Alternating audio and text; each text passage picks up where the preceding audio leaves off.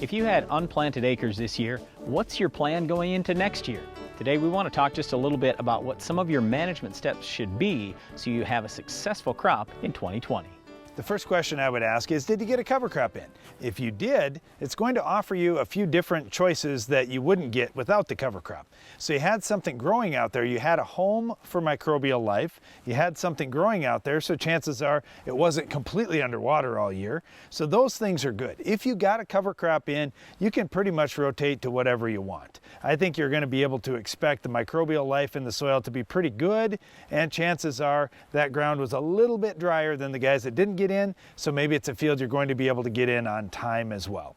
The only exception there is if you raise just radishes, for example. There are a few crops like radishes that won't support mycorrhiza fungi, so that means you're going to have fallow syndrome next year. If you didn't get a crop planted this year and you kept that ground black, so in other words there were no weeds growing, no cover crop, nothing, that's where I worry about fallow syndrome. Or if all I had growing was something like radishes that doesn't support mycorrhiza fungi.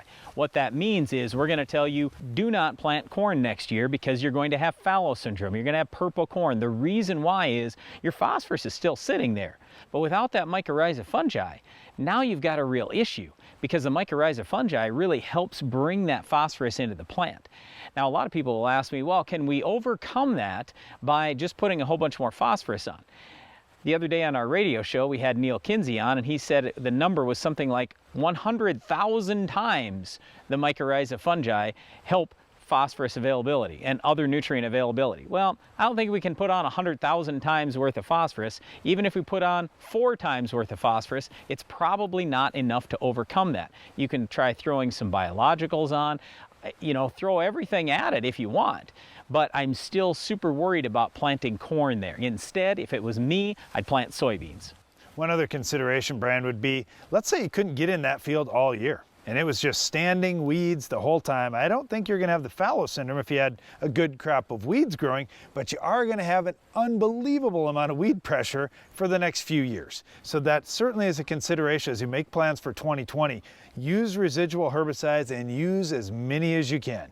Get a really good strategy out there. So if you're going soybeans, definitely start with the 3-pre strategy and add some more in-season residuals too. On the corn side, here again, you can use a full rate of a group 15 to start with, and you can come back with some more later on. So take a look at what the labels allow you to do to get as many residual type products out there. Otherwise, you're going to have some weed escapes, no question, and probably even if you do the residuals, you're still going to have a few weed escapes. You just want to be really conscious of this. If your ground got flooded this year, it mostly died. And what I mean by that is a lot of the beneficial microbes in the soil pretty well died off because of lack of oxygen. So keep that in mind moving forward.